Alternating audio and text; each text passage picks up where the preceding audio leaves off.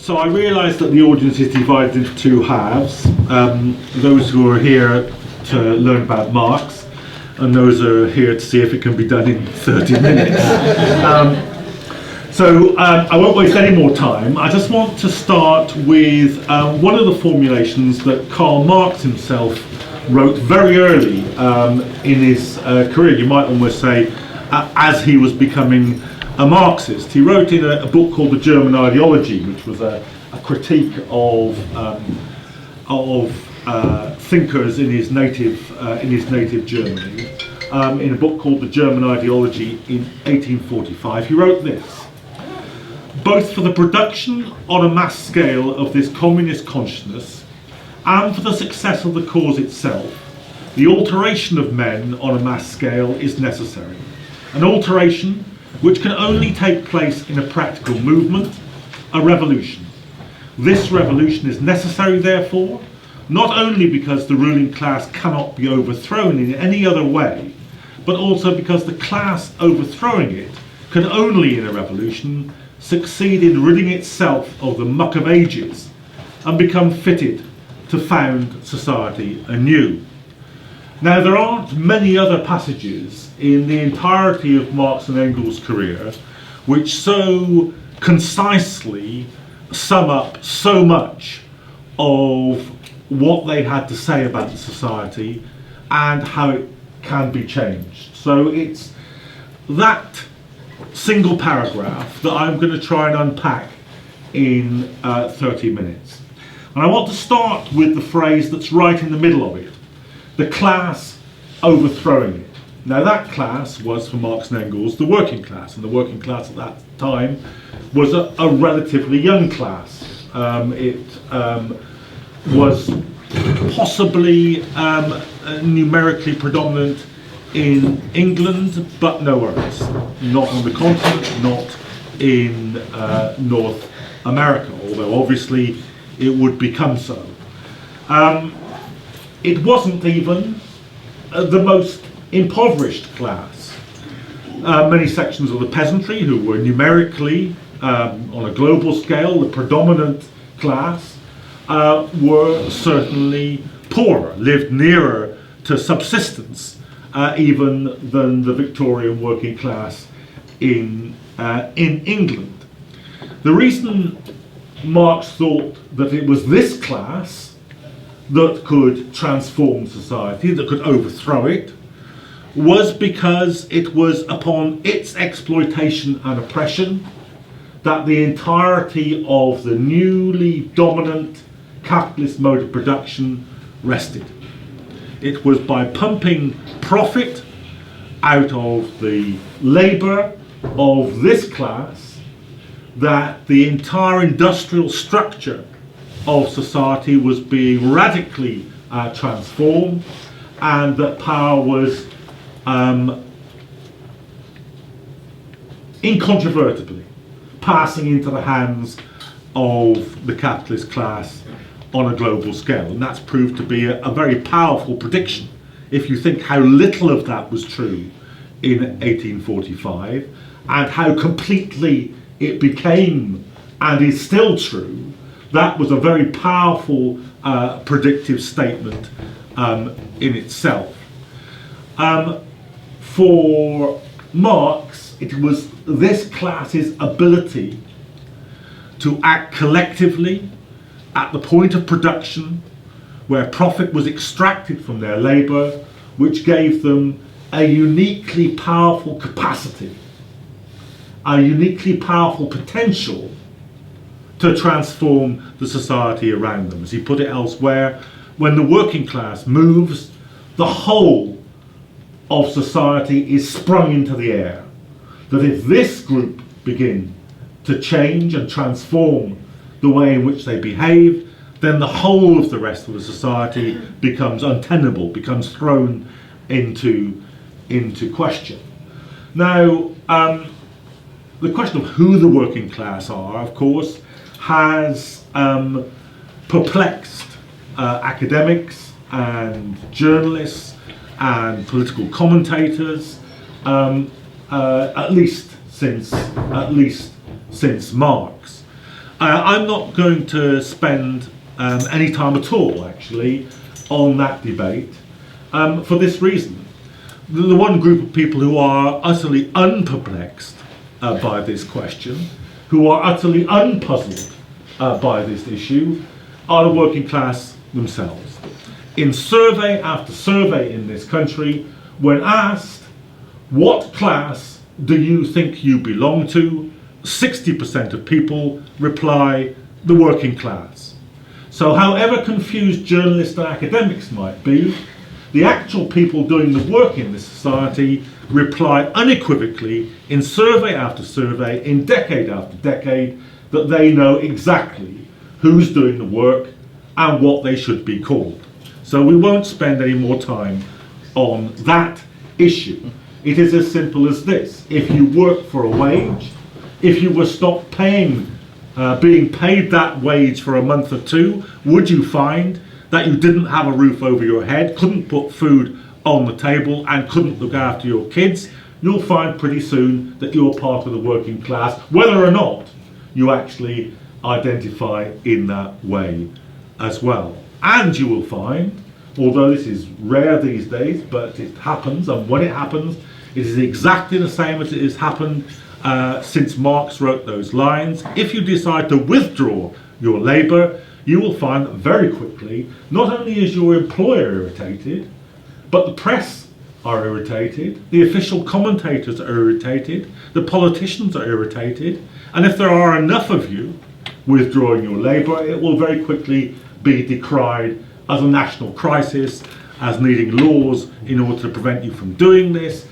You'll be arrested, or your workmates be arrested for behaving in this way. And this is long before we've got to any ideas of insurrection or barricades in the street. You can simply be an Uber driver who doesn't want to work for this reaction to set in. So I think we can say that Marx identified rightly what it is about working people, what they do in the society that makes them so strategically important, and why it is their action, why it is the class overthrowing it is the working class in this society as it's currently structured. It wasn't always the case, of course. No, the Peasants' Revolt was a revolt by a completely different group of oppressed and exploited people with a completely different relationship to the ruling class of their day. But today, in modern capitalist society, it is the working class that has that capacity. What most of this quote is concerned with, though, is not about why it's the working class that can overthrow the society. It's not even actually mostly concerned with the fact that it will meet resistance from the capitalists, from their state, from their armed forces. Most of what this quote is actually concerned with is how it might be that working people who every single day go to work, clock on, clock off, do what they're told to do, produce what they're told to produce, by and large accept the wage and that they're paid for doing so, by and large work under the conditions that they're told to work under, how it is that such a class could move from what after all is a subordinate, dominated position, a passive position in the society most of the time, to becoming the active agents that could transform the society. That's what most of this quote is about. How can they succeed in ridding themselves of the muck of ages, of the racism, of the attitude towards women, of the divisions among the working class themselves? How can they, a third of working class people, of course, in this country, vote Tory? Inconceivable that it's in their interest to do so, but they do. How is it that millions of them read The Sun? How is it that such a class can become capable of transforming the society? And Marx is pointing here to the way in which any kind of political or economic mass activity, actually, but in particular, of course, the highest form of political and economic activity, a revolutionary experience, transforms the consciousness of working of working people, how they overcome what he was about the same time actually to describe as the alienation of the working class. Alienation, a technical word, but let's just explore it for a moment. It means to lose control over your environment, that something that you produce becomes alien to you. And this is exactly what happens, of course, in the process of capitalist production. Workers produce everything that you see in the society around you, in this room, this table, those chairs, this building, those blinds, the glass in the windows, the plastic in the door frame. Everything is produced by the labour of working people, but it confronts them as something which is taken from them, sold back to them, a process over which they have no control. They don't set the speed of the production line, they don't set the production goals, they don't decide to produce nuclear weapons rather than kidney machines. They aren't in control of their own labour process or the products of their own labour. These things confront them as alien, hostile objects that they must have, that they must get the money to get the very things that they themselves have after all produced, but have been taken away from them at the end of a working day and are sold back to them as a commodity. How is it that work, and because you lose control over those processes, you lose control over the society as a whole. Of course, if you can't control the very thing that you produce in the course of a day, you aren't going to be running the government or deciding the economic structure of society. That will be as alien, if not more alien to you, than the things that you yourself have produced. So it's overcoming that which is crucial for Marx and Engels, and they think that this happens when workers begin to act collectively.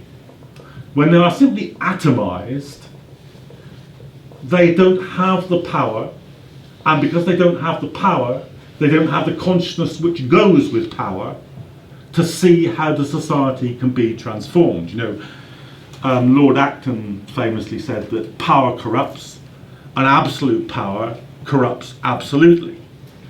But he was wrong, or at least he was only half right. It is absolute powerlessness that corrupts absolutely.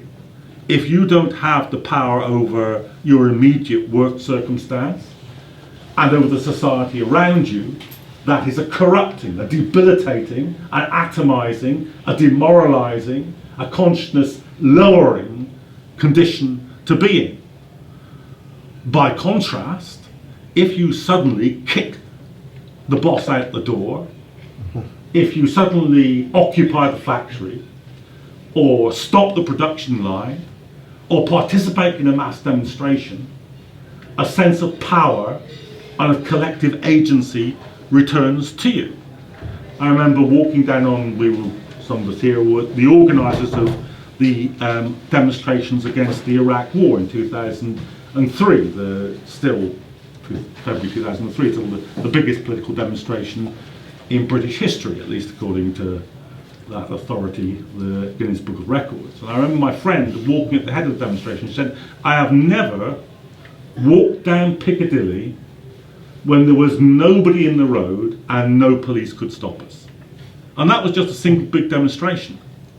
It's not like they'd taken over the factory or anything. I remember being told some time ago by a member of the Italian partisans in the Second World War about a strike wave in Italy towards the end of the war, where they called out factory after factory against the remnants of the fascist regime. And one factory didn't come out on strike. It didn't come out on strike because in the previous month, many of the workers had been deported to concentration camps. And it was a man called Giovanni Pesce. And he said, so with the next shift change, I just went back in with the shift change, and I went up to the manager's office and I took out my revolver and I shot him. And then the whole factory walked out on strike. Now, I don't advocate this as a method of struggle, but you can see how that might affect the willingness of people to take action. So that's what Marx is focusing on here, about the collective ability to move from a condition of alienation, atomization, and passivity to a moment of heightened consciousness, collective power, and a capacity to change the society. And if there's anything that lies right at the heart of Marx's analysis of capitalist society, it's that thought. That thought that Marx and Engels saw themselves from the great Chartist movement, of which they were a part in Britain, that they experienced in the 1848 revolutions in Europe. Engels was a participant on the barricades, revolver in hand, on those demonstrations. That's why, at the very end of Marx's life, in his speech at Marx's grave, Engels began his oration by saying Karl Marx was, above all else, a revolutionist, because he could see in a revolutionary moment the capacity of working people to strip off the muck of ages, to feel a sense of collective agency, a power to overcome the atomization of their working lives, and an ability to take control of the society around them. That happens at its greatest in revolutions, but it happens in all sorts of collective experiences, demonstrations and protests, occupations and strikes, all have something of a little revolution about them. I was lucky enough to be in Cairo during the Egyptian Revolution in 2003. I was going across town in the back of a taxi. And the taxi went up one of the narrow streets in Cairo. There was a police car at the end of the street blocking the way out. The taxi driver got out of the taxi and started yelling at the police, "Back up, back up, back up!" Now, I tell you now, no taxi driver in Cairo would ever have talked to the police like that before the revolution. That was a confidence flowing into them. Even if they'd never been near Tahrir Square in the occupation, the world around that square had changed, and for a moment, taxi drivers could tell policemen to back up, not the other way around. Of course, that becomes institutionalized in some revolutions. In the Paris Commune, it became the government of Paris for a period of time. In Spain, in 1936, it became the workers' councils. In Germany, in 1918, the same thing. In Russia, of course, for a period of time, the same experience. Institutionalized working class power. The ability to replace the old government, both in the factories and in the state itself, with a new power derived from exactly that, born out of, grown out of exactly that experience. So what we're pointing to here is the notion of self-emancipation. The emancipation of the working class is the act of the working class, Marx wrote. Now, people quote that, but I don't think they sometimes, it's a simple phrase, of course, but I don't think they understand sometimes the depth of analysis that stands behind it. It rules out very large tracts of other contemporary political thought. If the emancipation of the working class is the act of the working class, if it requires this kind of revolutionary experience to rid the working class of the muck of ages, for them to feel and build forms of collective power that can defeat the ruling class, then certain other forms of, and long established traditions in the working class movement, are simply not part of this. It is not part of this to be able to take over the existing state machine and bit by bit through an electoral process to end up with socialism. It wasn't Marx, actually, it was the great Christian socialist R.H. Tawney in this country who said you can peel an onion skin by skin, but you can't skin a tiger claw by claw. That you can't simply disassemble the power of the ruling class gradually and bit by bit. But that's not even the most important part of it. Working class people, simply by putting passively across on a piece of paper, sending 400 MPs to Westminster, waiting for them to pass a law and you become free, that isn't equivalent to or capable of transforming the society in the same way as active, collective, engagement in that process, as self-liberation. It can't be liberation from on high, from above, and also socialism from below. Those are mutually contradictory experiences, not mutually contradictory programs. It can't be like the old East European states, a state-directed socialism. It can't be said that simply because the state owns industry that is socialism. Engels actually knew this. He said if state ownership of industry equaled socialism, then the regimental tailors in the army and the royal porcelain manufacture would be socialist institutions. The question isn't, does the state own the industry? The question is, who controls the state?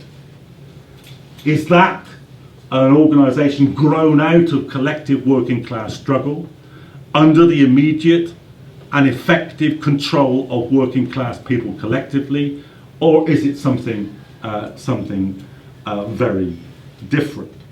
So any form of socialism which doesn't involve the active mass participation of working class people in shaping their own destiny, in winning their own battles, which hives this off either to elected representatives or state bureaucrats or the controllers of nationalised industries, desirable as these may be in other terms, effective as they may be as first steps, in terms of actually delivering a socialist society, there is something absolutely essential which isn't present in those experiences. And that's why Marx and Engels throughout their lives, from the Communist League, which they formed shortly after Marx wrote that paragraph, right the way through to the First International, which they formed along with socialists in other countries, English trade unionists, much later in their career.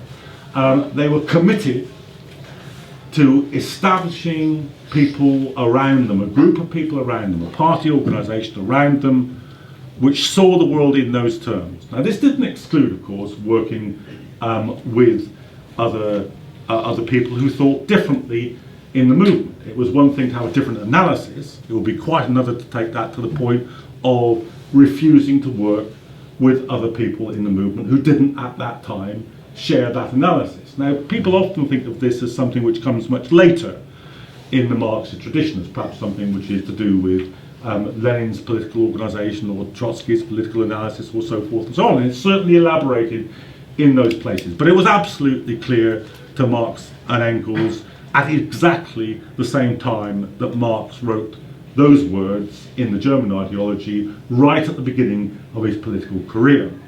It's a document which is overshadowed by the Communist Manifesto, and rightly so in many ways. But Engels wrote a draft for the Communist Manifesto called The Principles of Communism, and unlike the Communist Manifesto, it's not a single text, it's a question and answer format.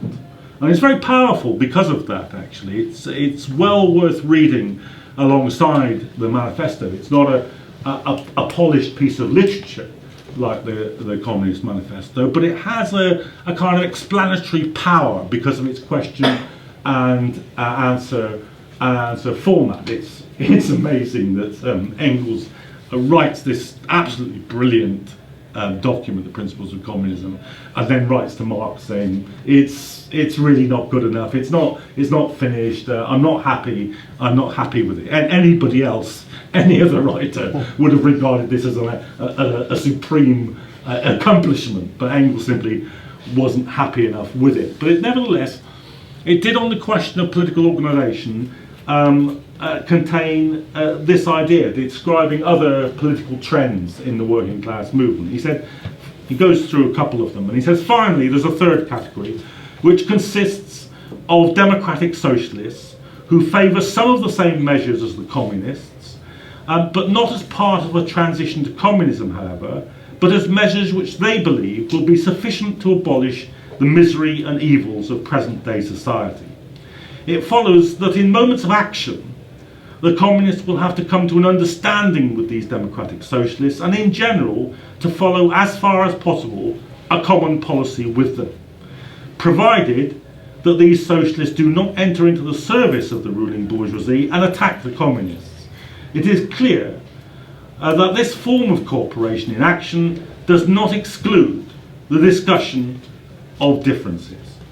And that really is a summation of, or at least a basis for any socialist, sensible revolutionary socialist Marxist strategy from the moment that Engels wrote that in 1847 to the present day. The analysis is not something to be taken lightly.